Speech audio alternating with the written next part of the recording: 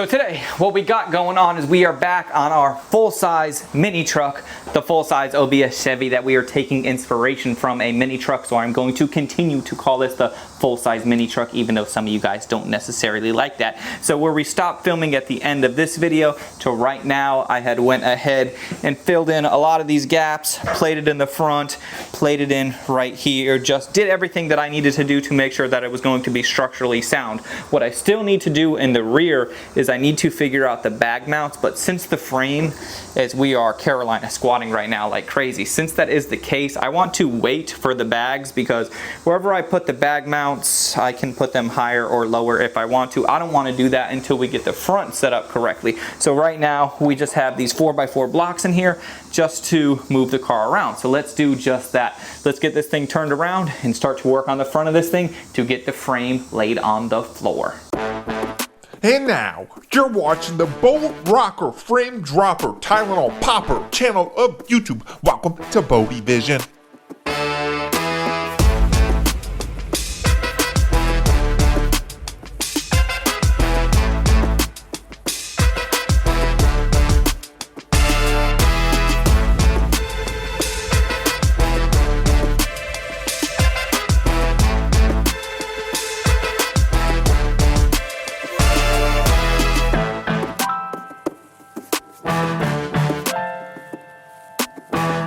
Hey, so what is up and welcome. Thank you so much for joining me yet again on another video. So let's not waste any time. We got the front, we want to get the frame on the ground so that way we can tidy up the rear end. We got a lot going on the front end and front end, rear end. So let's see what we got to do first. Let's pull the wheels. We got to get these springs out of here. We have drop spindles as well, so we'll have to get those off, but doing that will make it easier to get the springs out. We just need to start chipping away to eventually get this thing on the ground. So let's get started.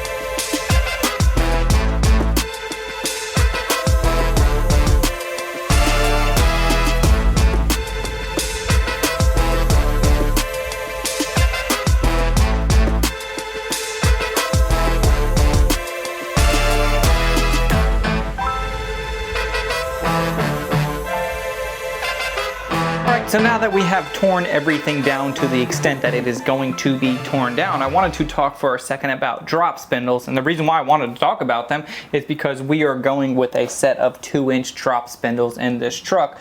Now, if you are not familiar with what exactly a drop spindle is and does, it is the absolute most simple way to lower a vehicle without messing with suspension geometry or changing anything at all. If you want a 2-inch drop, go with a 2-inch drop spindle. It is going to be perfect. So the spindle itself right here, this is the stock one. This is the 2-inch drops. Let me call you back. Bye. Freaking IRS calling me about child support. Anyways, the 2-inch drop spindle, it is 2 inches up higher. The higher you can get components, the lower the car will be. So this here is the stock one. This one right here is 2 inches higher, meaning it'll lower your truck by 2 inches. So let's go ahead. I already did one side. Let's go ahead and pull off the other side so that way we can actually install the spindle itself. And then we will get into the lower A-arms, mounting the bags, mocking some stuff up, figuring out what needs to be trimmed, shaved, welded, adjusted. Let's just keep rolling. Let me call back the IRS.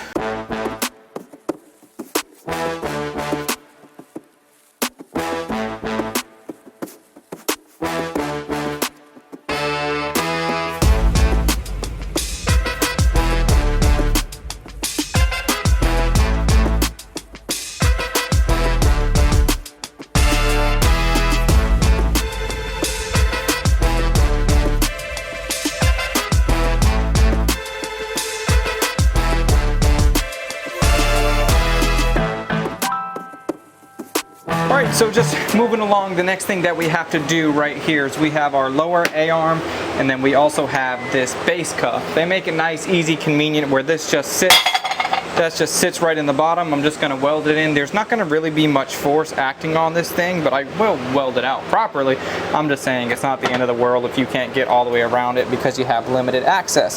Then where the shock would go through, you can just run the bolt up there.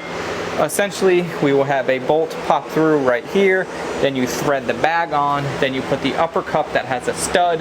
That stud goes into the old shock location, so we have bottom shock right here. That's just to give you a representation of how linear these bags mount, because obviously they need to mount linear. So let's just go ahead and get these welded in. Then we will throw in our lower A-arm. Then I will show you on the frame where, how, and why we need to cut for some clearances. In an ideal world, you wouldn't have to cut up the frame, but for this specific frame and chassis, you have to quite a bit.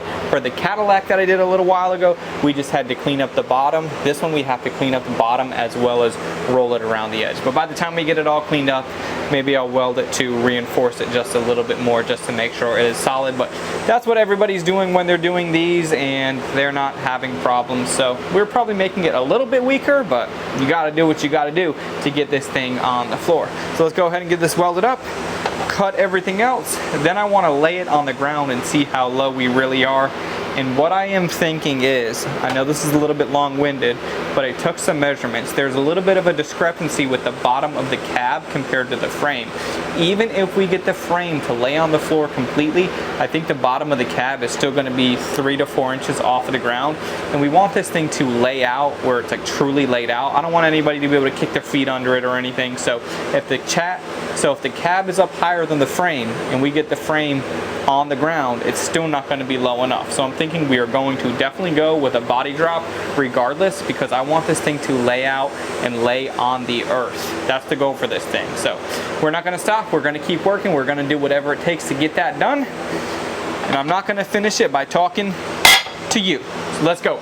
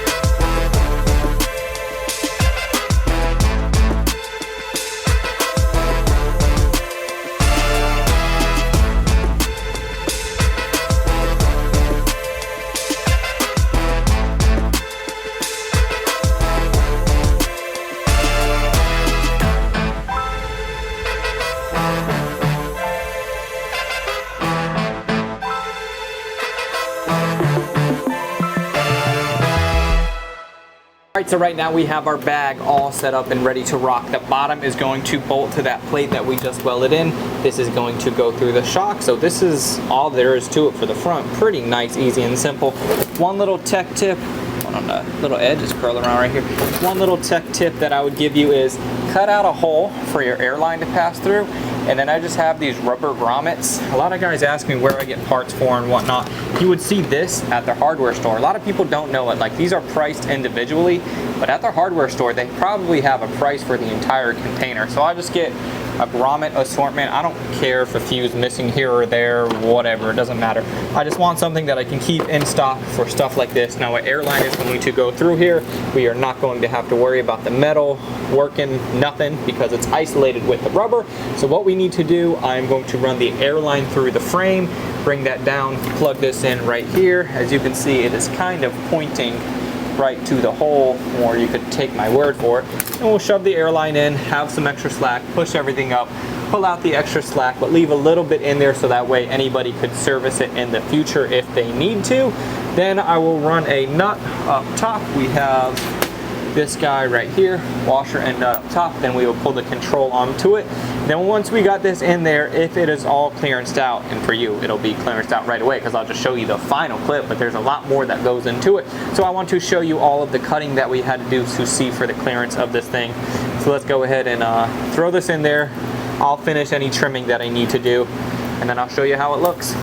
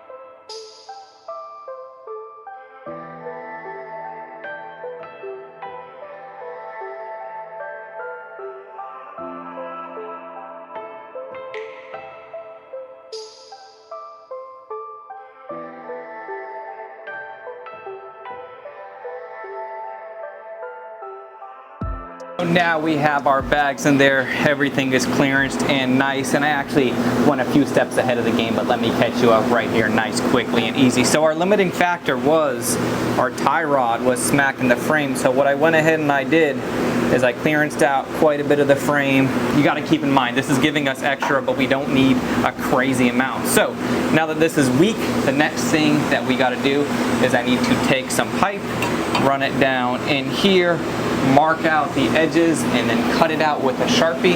And I marked the Stort ahead of the game. Let me show you, we got a funky piece, which is like this, nice and thick wall, 2-inch pipe. And when we're all said and done, we have a piece that goes in here just like that. What this is going to do is give us all of the strength back and potentially then some here. So yeah, you can see that. That looks super nice, super solid. Right in there, we're going to have quite a bit more clearance. We're going to have all the strength. So no harm, no foul. Really improving this, doing what we need to do to get this thing on the ground. Keep in mind, we will be having to body drop this thing, as I mentioned earlier, but I still want to get it as low to the ground as possible without, without messing it up. So yeah, let's keep rolling with this. Get this welded in. We have this side to do, then the other side. Then we will get this thing down on the ground, and then we will finalize the bags in the rear. That way this entire thing, as far as the bags go, is sorted, solid, and working like it should be. So yeah, really happy with this piece. It looks really good.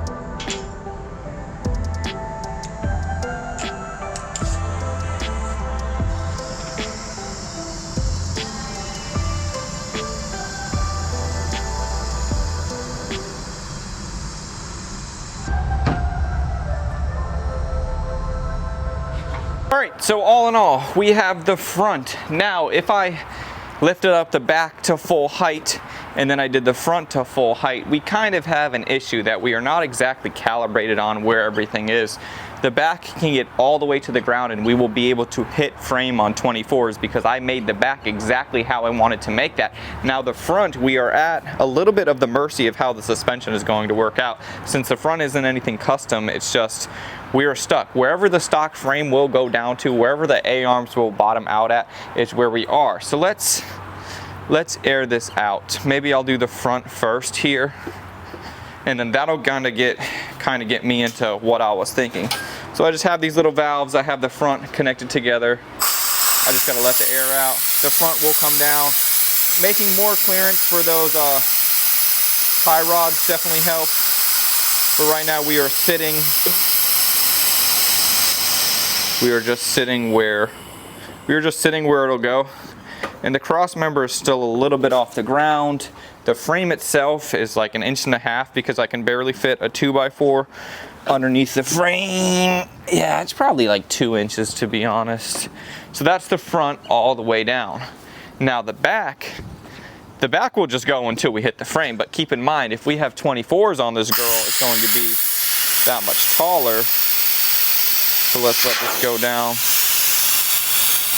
So we have more room to give. So with that, with everything, what I'm thinking, just let that air out. So we are sitting on the frame in the rear.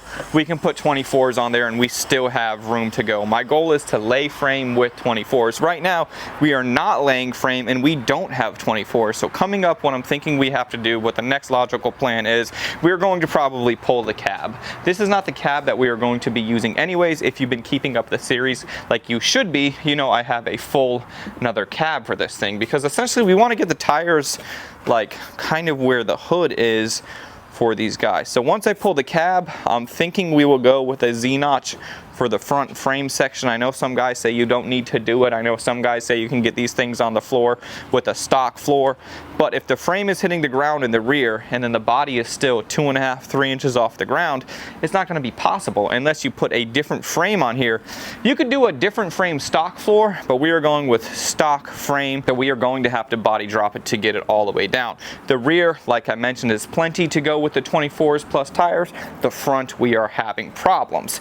But that's everything that I'm thinking in the future. As far as everything that we have already done, I am extremely happy with it. The front looks good. Tie rod clearance is good. The suspension, I like how it came down. We just need to cut the frame, pull it apart, Z-notch it in the front so that way we can really get the frame at the doors all the way down. And all of that will be to come in the following videos. So subscribe if you are not subscribed by now. Like this video. Leave a comment down below. Let me know what you think of everything thus far. Would your uncle have done it a different way? Because I know Uncle OBS has something to say. So thank you guys so much for watching. Like this video, comment, subscribe like I just said, and I'll see you on the next one. I'm out.